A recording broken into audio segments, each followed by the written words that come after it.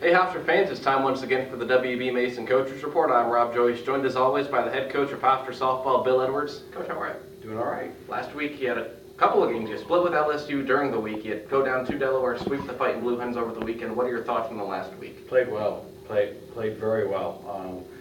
We got some key hits finally, and when you get those key hits, all of a sudden things start to look brighter for you. And you know, everything in our game is timing, as you know, and we got the timely hits and made some great plays defensively, and our pitchers made some big pitches when they had to make them, and it was a good week. And that split against LSU, what was it like being able to play a team that's, now they're ranked last week, having to come up here in the middle of April and play them now this late? You know, we have a lot of teams in Southeast Conference and some of the bigger BCS, football, conferences that want to come to this area.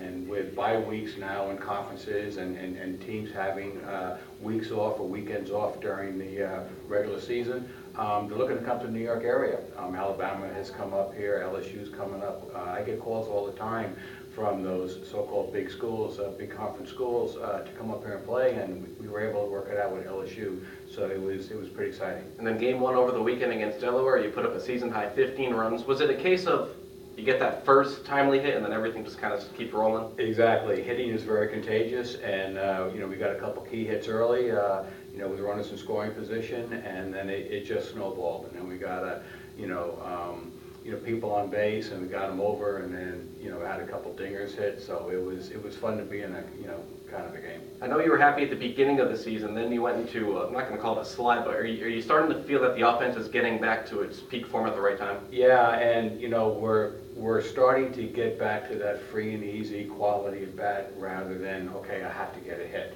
Because if you're thinking that you have to get a hit, then sometimes we leave the zone to get the hit, and now we're getting back. I need a quality of bat. So if they get the quality of bat, we're more satisfied with hitting the ball hard, getting a walk, getting hit by pitch, getting on base, all those little things that a quality of bat stands for rather than I have to get a hit. So we're starting to settle in a little bit, which is good. And one of those players who did that this weekend, Corinne Bailey, a walk in 4 straight games, a home run, a triple over the weekend. Is this kind of a weekend for her to turn around? Yeah, starting to come around a little bit. She was very, active in the batter's box. She had a lot of things going on. She was pressing, obviously.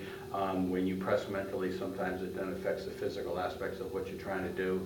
And we finally quieted her down, changed a couple techniques and mechanics, got her nice and silent in the batter's box now, where she can see the ball better and get some better swings. So we're excited to have that extra line in our lineup now, producing for us. And Chloe Fitzgerald has stolen another base. She's perfect on the year. Has she kind of grown this year from just being a fast runner to becoming a base stealer? Exactly. It takes time at our level to teach kids how to run the bases.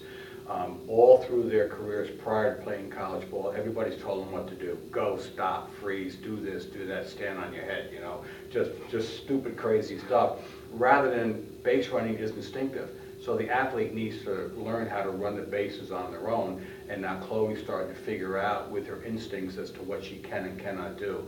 And as a result of that, she's becoming a very good base runner. And in the circle, Taylor Perrone continues to impress. How have you seen her grow even the last couple of weeks? I would hate to face her. Okay, I would rather face somebody that's throwing 70 miles an hour and just absolutely bringing smoke at you. But when you see Taylor Perrone in there, she just drives you nuts. She literally drives you crazy. Everything is slower than she sneaks one past you. I mean, I would never want to hit against her because she just drives you nuts with her off-speed stuff. She's starting to get command of her pitches now, which is even better. She would be very deceptive with her speed changes, and now once you get command and your speed changes, forget about it. No CAA game this weekend, so what are you going to do with the weekend off? We're going to give them, hope they don't see this, but we're going to give them a day off. Let them enjoy themselves. Maybe even go to the beach and hang out a little bit. But we'll give them either Saturday or Sunday off. Let them enjoy themselves, settle in, because we have a big week coming up. They need time to catch up on their academics and just time to relax a little bit and maybe work on their own. With some softball stuff. But they'll get 1 of the 2 days off, and we have 2 games during the week. Actually 3. 2 against Lehigh and then 1 against LIU. So timing for this bye week is really perfect for us. We got some kids that are dinged up that'll have some time to heal up. So it's good timing. Yeah, every team in the conference has a bye week. Some have it earlier. You have it seems like a nice spot where you still have that weekend before the conference tournament, but is it a good time, you think, to have a weekend off? Absolutely, because now, you know, as I said before, they can work on their own. If in fact they want to work on their own, they get a day off. Those that are dinged up can get some extra treatment. You know, it's just perfect. It's almost like the NFL, you know, where the NFL guys are dinged up and they get that bye week and all of a sudden they come back stronger. So this is what we're hoping happens. But you did mention the games to Lehigh today, a doubleheader, a pretty good Patriot League team. What do you know about the Mountain Hawks? Real good Patriot team. Fran does a great job down there.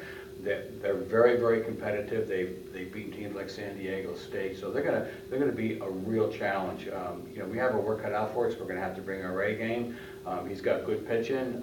It'll really be a good midweek challenge for us. And what about LA, Brooklyn? Oh, always a war with them. You know, Roy and I are great friends, and you know, we have this personal rivalry going on. But more than that, it's just fun to play against real quality, class act teams. All right, head coach Bill Edwards, good luck. A pleasure. Hofstra takes on Lehigh in the doubleheader today. Check out GoHofstra.com for all your game information. I'm Rob Joyce. Thanks, Hofstra fans, as always, for tuning in to the WB Mason Coaches Report with Bill Edwards.